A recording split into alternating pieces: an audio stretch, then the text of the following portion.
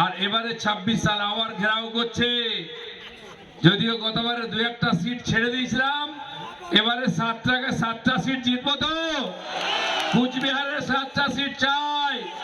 আমি রাজ্য সভাপতির সামনে আপনাদের কথা দিচ্ছি, 8টা সিট। সাংগঠনিক জেলায় 7টা তো, 8টা সিট, 8 থেকে 8টা চাই।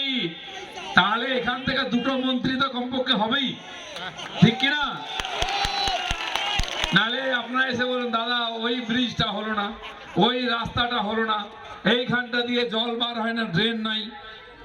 এখান থেকে এমএলএ জিতবে, মন্ত্রী হবে, তবে তো কাজ হবে। যে মন্ত্রী হয়েছিল জিতে গিয়ে যারা, তারা কিছু করেনি, করতে পারবে না, কেবল মারপিট করেছে। আমাদের সভা আটকেছে, কিন্তু বিজেপিকে আটকাতে পারেনি। পেরেছে? তাহলে হাজার হাজার লোক এলো কি করে? পারবেও না। কালকে মুখ্যমন্ত্রীকে দেখেছেন কেমন দৌড় মারছিল সকাল থেকে, দেখেছেন কিনা?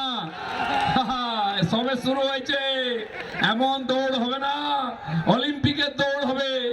ভাইপো একদিকে দৌড়াচ্ছে দিল্লি, দিদি একদম কুচবিহার থেকে কাপ কিক দৌড়াচ্ছে, আমার হাতে ফাইল নিয়ে।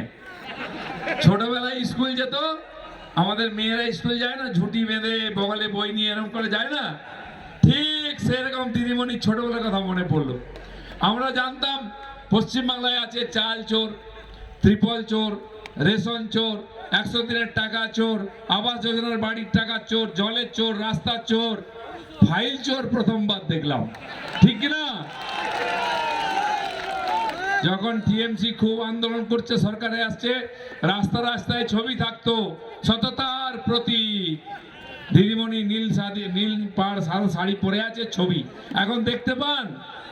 এখন দুর্নীতির প্রতীক।